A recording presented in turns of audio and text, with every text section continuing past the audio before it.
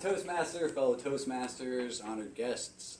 The best mentor I have in my life is my father, my dad. At a specific time that he mentored me happened a couple years ago when my best friend for most of my life, his name is Dan, he died suddenly. And I lost it. Nothing like that had happened to me before, and I didn't know what to do. So I called my mom, and she listened a little bit, told my dad, and he called me to talk me through it. And the two things I really take away from that conversation, well, first he said, Cliff, this is going to hurt a lot for a very long time. But eventually, it will get better. They told me that when his mom died, for the better part of 10 years afterward, every time he thought about her, no matter how happy the memory, it would get overshadowed by the fact that she was dead. And he would get sad. It was like getting stabbed in the heart every single time. But eventually, once enough time had passed, he was able to look back on the good times for what they were. And what that meant to me was just that I'm not in for a life sentence of feeling terrible. It's more like a 10-year bid. And I don't know if it's actually 10 years or not. That remains to be seen, but there's hope. There's light at the end of the tunnel. And if I hold on for long enough, eventually I'll be okay. And the other thing he told me that really stuck with me was, I told him, Dad, the funeral's the day after tomorrow. I'm flying in. It's a Jewish funeral. What do I do? And he said, Cliff, this is a good time to be a mensch, which is a Jewish term, I guess, for someone worth looking up to, someone worthy of respect. He said that as bad as you're hurting right now, his family's hurting just as bad or worse.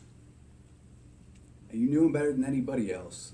So what you do in that moment can make a small difference for them. And that's what Dan would want. And I remember thinking how savagely unfair that was. I have never hurt like this in my life. You want me to be some kind of role model, Dad? Are you kidding? I can't.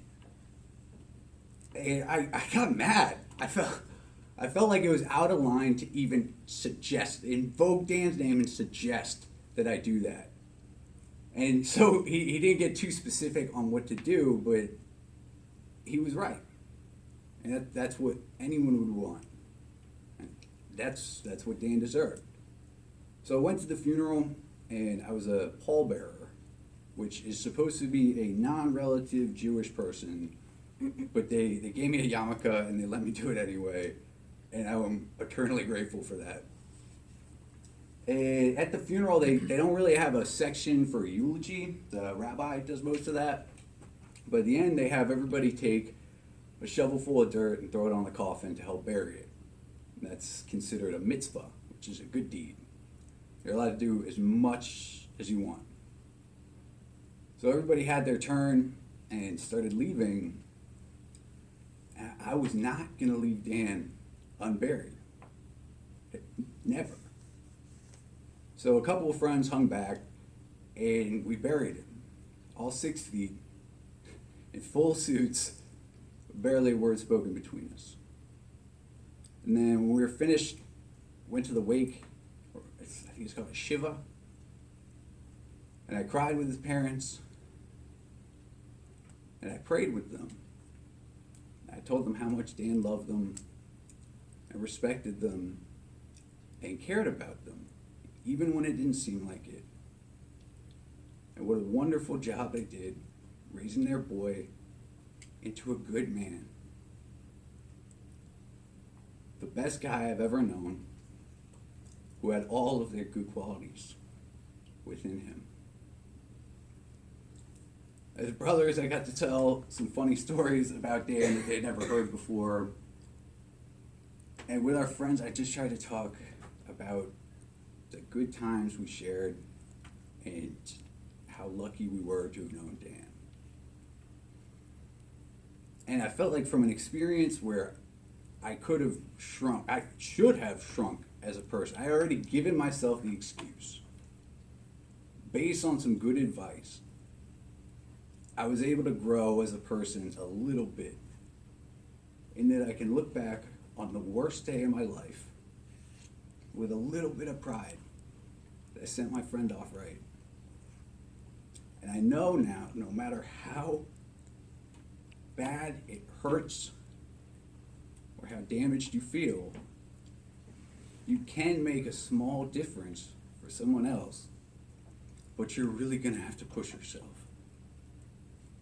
And ultimately, I think being a good mentor is about giving someone the room to grow and to learn while still benefiting from your experiences on their path to becoming a better person.